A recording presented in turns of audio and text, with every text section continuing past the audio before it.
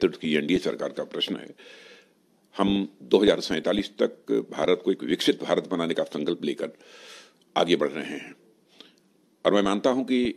जो कांग्रेस का चुनावी घोषणा पत्र जारी हुआ है वह, यदि वह कहा जाए कि वह भारत को पीछे ले जाने वाला है तो यह कहना भी अतिशयोक्तिपूर्ण नहीं होगा। यदि मैं डिफेंस की बात करूं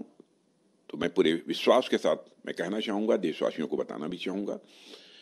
कि रक्षा क्षेत्र में भारत ने काफी मजबूती हासिल की है। सारी बातों को छोड़ दीजिए, केवल जो भी हथियार, जो वेपन्स, मिसाइल्स, टैंक, गोले, एमिनिशंस जो हम दुनिया के दूसरे देशों से इंपोर्ट करते थे, आयात करते थे, आज भारत की यह स्थिति हो गई है कि 2014 में जहां पर केवल 600 करोड़ रुपए का भारत एक्सपोर्ट करता था डिफेंस आइटम्स का, आज वही भारत डिफेंस आइटम्स का 21,000 करोड़ रुपए से अधिक का एक्सपोर्ट कर रहा है। और मैं देशवासियों को यह भी बतलाना चाहता हूं, कुछ ही महीनों में और अधिक जानकारी लोगों को प्राप्त होगी कि हम कितना और एक्सपोर्ट आगे करने वाले हैं। देखिए, 5 वर्षों में एक भी करप्शन के आरोप जो है हमारी गवर्नमेंट के ऊपर नहीं लगे, जबकि रक्षा से संबंधित जो सौदे होते थे पहले, उसमें आपने देखा होगा कि कांग्रेस की गवर्नमेंट पर करप्शन के भी आरोप लगे हैं।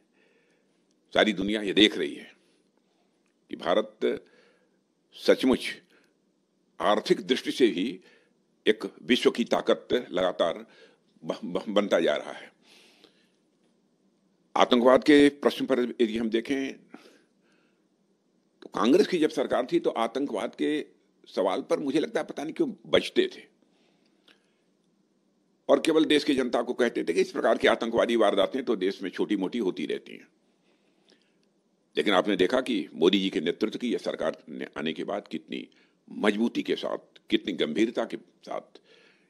इस आतंकवाद के संकट को लगभग समाप्त कर देने में कामयाबी हासिल की है। पहले देश के कई राज्यों में इधर उधर की बराबर आतंकवादी घटनाएं होती रहती थी, समाचार पत्रों में खबरें सुनने को मिलती थी, लेकिन आज यदि कश्मीर को छोड़ दीजिए, शायद 1-2 महीने में कोई घटना हो गई तो हो गई,